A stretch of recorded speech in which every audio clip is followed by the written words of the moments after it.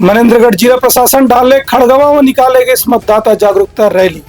लोगन मल्ला अपन वोट डाले के बारे में करेगी अपील। मनेन्द्रगढ़ चिरमिरी भरतपुर जिला के मनेन्द्रगढ़ मुख्यालय के अंतर्गत खड़गवा विकास खंड में आज स्वास्थ्य विभाग के कार्यकर्तामन मतदाता जागरूकता रैली निकाली।